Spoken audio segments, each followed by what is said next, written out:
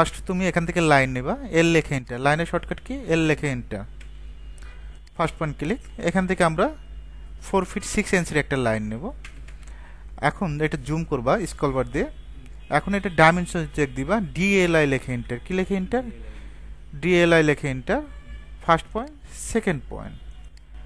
এখানে দুই পাশে দুইটা অ্যারো শো করছে, তোমারটা ওখানে অ্যারো শো করে না, এই তো প্রবলেম।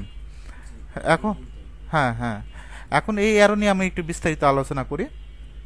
এখানে এল লেখে এন্টার দিলাম। এখান থেকে আমরা 6 ফিটের একটা লাইন নেব।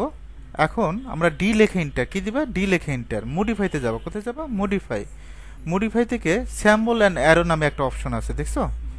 এখান থেকে এখন তুমি কোন ফার্স্টে কোনটা দিতে যাচ্ছ, এখানে অনেক ধরনের অপশন আছে, জাস্ট আমি এখান থেকে দিয়ে দিলাম, যে কোনো একটা দিয়ে দিলাম।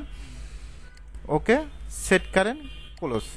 দেখো আমার অ্যারোটা কিন্তু চেঞ্জ হয়ে গেছে। এখন যদি আমি ডাইমেনশন চেক দেই, ওকে, এখন যদি এই অ্যারোটা কোনো কারণে তোমার চয়েস না হয়, সেক্ষেত্রে আবার চেঞ্জ করতে পারবা, ডি লেখে এন্টার, এখান থেকে মডিফাইতে যাবা, আবার স্যাম্পল অ্যারো, এখান থেকে তুমি দেখবা তোমার কাজের জন্য কোন অ্যারো প্রয়োজন, যে অ্যারোটা প্রয়োজন হবে সেই অ্যারোটাই দিয়ে দিবা।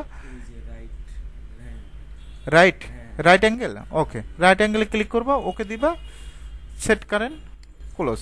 দেখো হয়ে গেছে রাইট অ্যাঙ্গেলের অ্যারো। এভাবে চাইলে খুব সহজে ডাইমেনশনের অ্যারেগুলো ইউজ করতে পারবা।